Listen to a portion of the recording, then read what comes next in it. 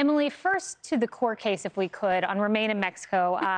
This was obviously a loss for the conservative wing of justices, a win for the Biden administration. I want to read for you a part of Justice Alito's dissent. Here's what he said. In the fiscal year 2021, the Border Patrol reported more than 1.7 million encounters with aliens along the Mexico border. When it appears that one of these aliens is not admissible, may the government simply release this alien into the country and hope that the alien will show up for a hearing at which his or her entitlement to remain will be decided.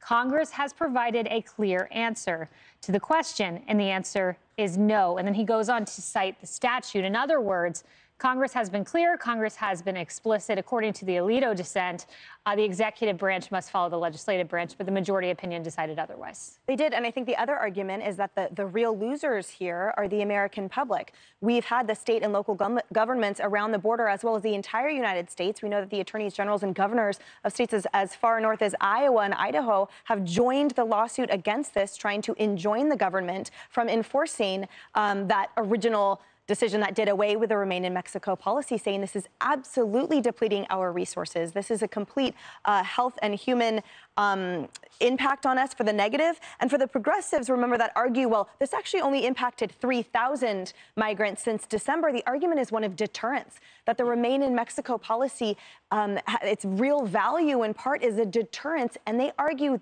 otherwise, there is none. What else exists at the southern border to deter these migrants from flooding over and creating terrible situations like that loss of 53 lives in the tractor truck there, the one that ran out into traffic? These are horrible, predictable, foreseeable consequences. And by the way, on that note, the reason why the smuggler could be charged with the death of that migrant is because it's a foreseeable consequence of his original felonious activity. So I think the disheartening quality of this decision, really, we can't underestimate it or overemphasize it for how many communities are absolutely going to be broken by this. Yeah, and functionally, looking to what this opinion means, the administration's already rolled back Title 42, under which there have been 1.9 million migrants expelled. So Title 42 policy to essentially keep the border airtight, wiped away. Now Remain in Mexico, wiped away. So essentially, open border is the law of the land.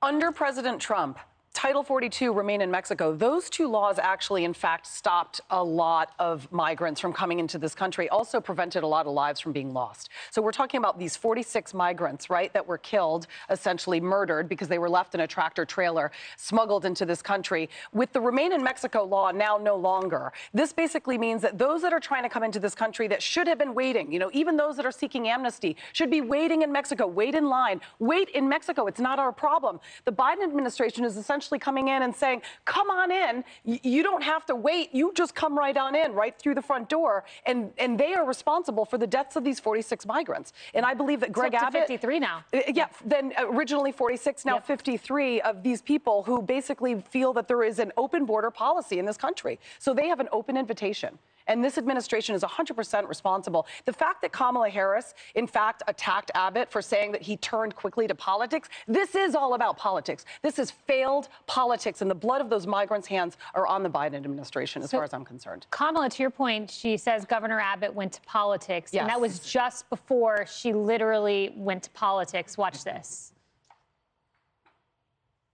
How the governor of that state responded really highlights part of the problem.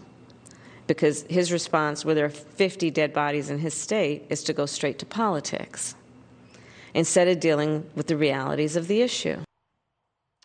Fox News alert. The newest justice, Ketanji Brown Jackson, is about to be officially sworn in. Jackson replaces retiring Associate Justice Stephen Breyer. Chief Justice John Roberts is administering the constitutional oath, and her debut is historic, as Justice Jackson is now the first Black woman to serve on the Supreme Court. Plus, with her addition, the High Court has 4 women on it for the first time ever. Let's watch. I, Ketanji Brown Jackson, do solemnly swear. I, Ketanji Brown Jackson, do solemnly swear that I will support and defend the Constitution of the United States against all enemies, foreign and domestic. that I will support and defend the Constitution of the United States against all enemies, foreign and domestic, that I will bear true faith and allegiance to the same, that I will bear true faith and allegiance to the same, that I take this obligation freely without any mental reservation or purpose of evasion, that I take this obligation freely without any mental reservation or purpose of evasion, and that I will well and faithfully discharge the duties of the office on which I'm about to enter. and that I will well and faithfully discharge the duties of the office on which I am about to enter. So help me God. So help me God. Thank you very much. And now I'll turn things over to Justice Breyer. Good. The judicial oath. Will you raise your right hand, please? Thank you.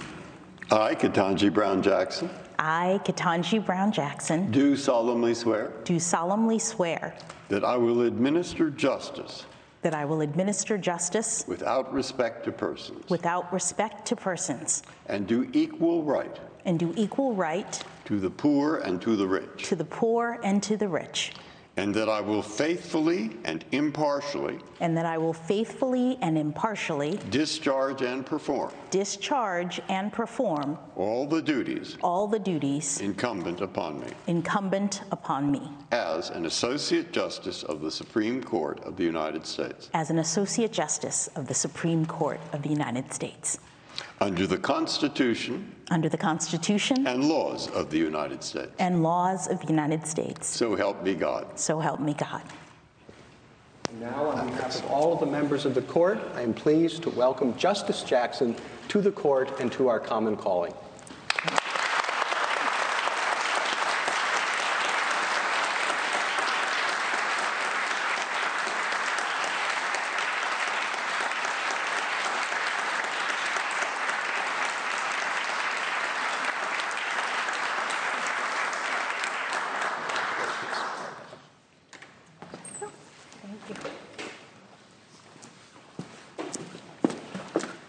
So you just watched Justice Ketanji Brown Jackson. She took the judicial oath from Justice Stephen Breyer, who is retired. Significant. She was his clerk, and now she replaces him as the 104th Associate Justice on the Supreme Court of the United States. Joey, going back to our discussion, I want to replay that soundbite from the Vice President. Let's listen to what she had to say. How the governor of that state responded really highlights part of the problem. Because his response, where there are 50 dead bodies in his state, is to go straight to politics instead of dealing with the realities of the issue.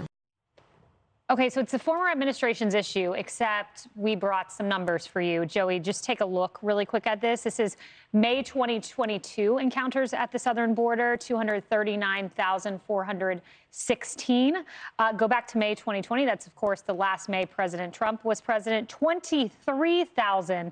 In other words, that is a 930% increase, 216,000 more encounters on the southern border this May than last. So I'm not sure what she means. The realities of the issue. The realities of the issue I saw my entire life growing up. I grew up in Dalton, Georgia. The carpet we're sitting on right now was made in Dalton, Georgia. I'd put a check on it. I promise you, all carpets made there. You know who makes that carpet? Immigrants. This country doesn't make it without import labor. That's just a part of who we are. It's a part of our fabric. When you come here illegally, you live in the shadows. You live 2 or 3 families to a home. A lot of times you'll have single men come here and they'll send the majority of their money back to Mexico to support a family. They come here, they get lonely, they start a new family. It's not fun to live here in the shadows, to live in a way that your home is in Mexico, you can't go back and forth because you might get caught. So you live here, you don't have most of what's afforded to Americans as far as freedom and rights go unless you do so illegally, and then there's no guarantee behind it. The best benefit you get is you can go to a local health department for health benefits. That's about it. It's not fun to be here illegally. And what's happened is children of those people who have come here illegally and started families once they got here, those children are American citizens, and they've come of age now, and they can vote now, and they look at what their mom and dad went through, and they said, you know what? That is a ridiculous way to be a part of this country. That is not the way this should happen. And they're voting for Republicans who are promising to do something about it.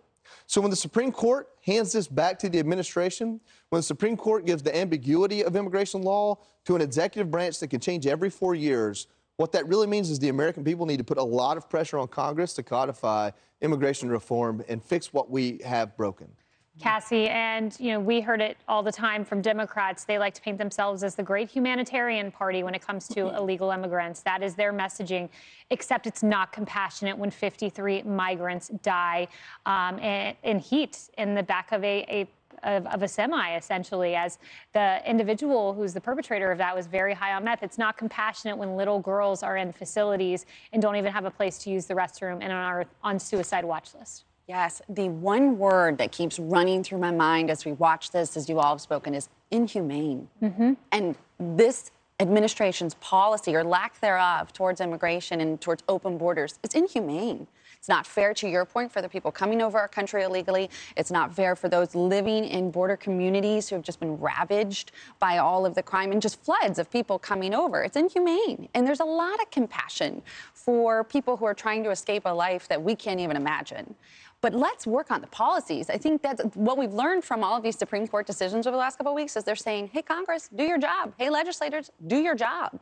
Don't rely on the Supreme Court to do your job for you. And as voters, we should be very in tune with that as well, of who we're electing and the job that they're going to do. But what we have right now is an inhumane open border policy. Yeah, and Joe Biden, the open border president,